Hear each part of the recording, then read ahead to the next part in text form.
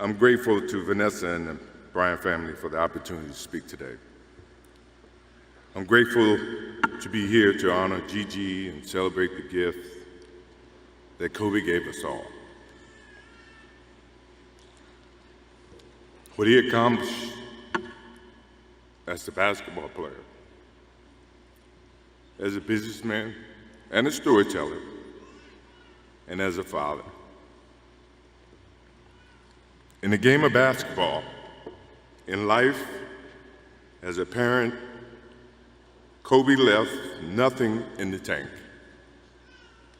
He left it all on the floor.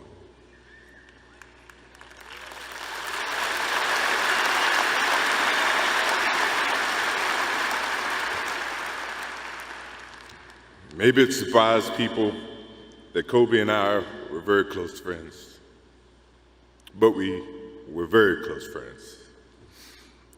Kobe was my dear friend. He was like a little brother. Everyone always wanted to talk about the comparisons between he and I. I just wanted to talk about Kobe.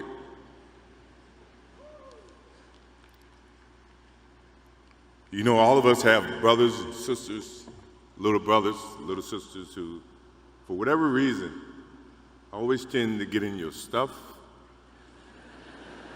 your closet, your shoes, everything. It was a nuisance, if I can say that word. But that nuisance turned into love over a period of time, just because the admiration that they had for you as big brothers or big sisters.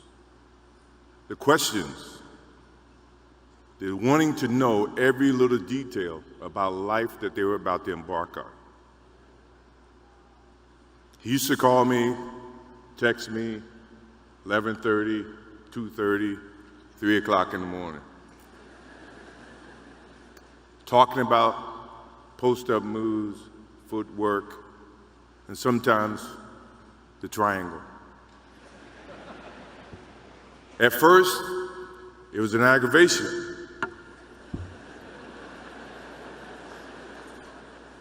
But then it turned into a certain passion. This kid had passion like you would never know. And it's an amazing thing about passion.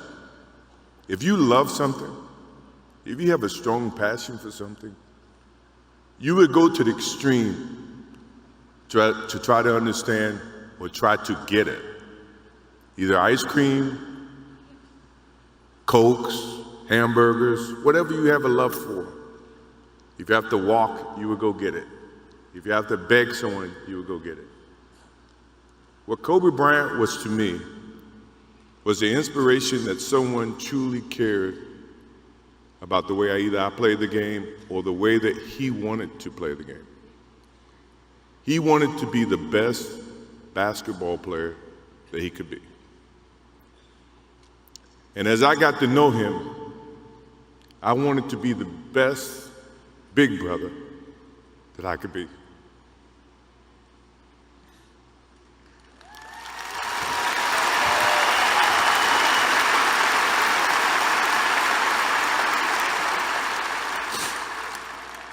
To do that, you had to put up with the aggravation, the late night calls, or the dumb questions. I took great pride as I got to know Kobe Bryant that he was just trying to be a better person, a better basketball player. We talked about business. We talked about family. We talked about everything. And he was just trying to be a better person.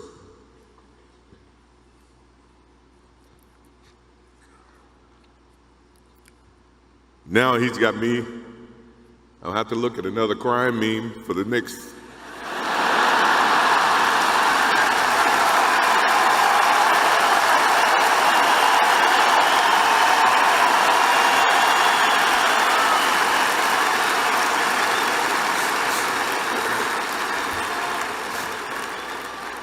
I told my wife I wasn't going to do this because I didn't want to see that for the next 3 or 4 years.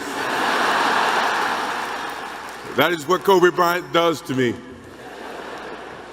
I'm pretty sure Vanessa and his friends all can say the same thing. He knows how to get to you in a way that affects you personally, even though if he's being a pain in the ass.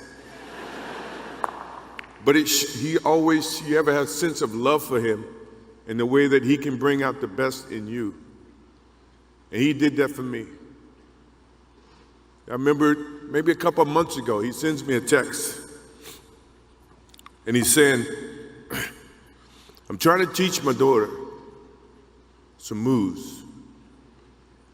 And I don't know what I was thinking or what I was working on, but what were you thinking about when you were as you were growing up, trying to work on your moves?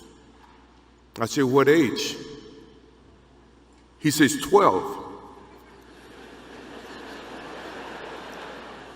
I said, 12, I was trying to play baseball. He sends me a text back saying, laughing my ass off. And this was at 2 o'clock in the morning. But the thing about him was we could talk about anything that related to basketball, but we can talk about anything that related to life. And we, as we grow up in life, rarely have friends that we can have conversations like that. Well, it's even rare when you can grow up against adversaries and have conversations like that. I went and saw Phil Jackson in 1999 or maybe 2000. I don't know when Phil was here in LA. And I walk in and Kobe's sitting there. And the first thing, I'm in a suit. The first thing Kobe said, did you bring your shoes? No, I wasn't thinking about playing. But his attitude to compete and play against someone he felt like he could enhance and improve his game. To me, that's what I loved about the kid. Absolutely loved about the kid. No matter where he saw me, it was a challenge. And I admired him because his passion, you rarely see someone who's looking and trying to improve each and every day, not just in sports, but as a parent, as a husband. I am inspired by what he's done and what he shared with Vanessa and what he's shared with his kids. I have a daughter who's 30 I became a grandparent. And I have 2 twins. I have twins at 6.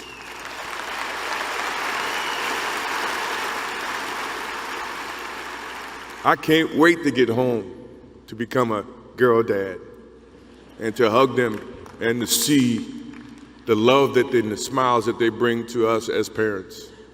He taught me that just by looking at this tonight, looking at how he responded and reacted with the people that he actually loved. These are the things that we will continue to learn from Kobe Bryant. To Vanessa, Natalia, Bianca, Capri, my wife and I will keep you close in our hearts and our prayers. We will always be here for you, always. I also want to offer our condolences and support to all the families affected by this enormous tragedy. Kobe gave every last ounce of himself to whatever he was doing. After basketball, he showed a creative side to himself that I didn't think any of us knew he had. In retirement, he seemed so happy. He found new passions, and he continued to give back as a coach in his community. More importantly, he was an amazing dad, amazing husband, who dedicated himself to his family and who loved his daughters with all his heart. Kobe never left anything on the court. And I think that's what he would want for us to do.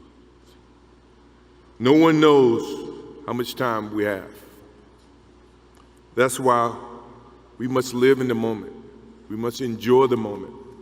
We must reach and see and spend as much time as we can with our families and friends and the people that we absolutely love. To live in the moment means to enjoy each and every one that we come in contact with. When Kobe Bryant died, a piece of me died. And as I look in this arena and across the globe, a piece of you died, or else you wouldn't be here. Those are the memories that we have to live with and we learn from. I promise you, from this day forward, I will live with the memories of knowing that little brother that I tried to help in every way I could. Please rest in peace, little brother.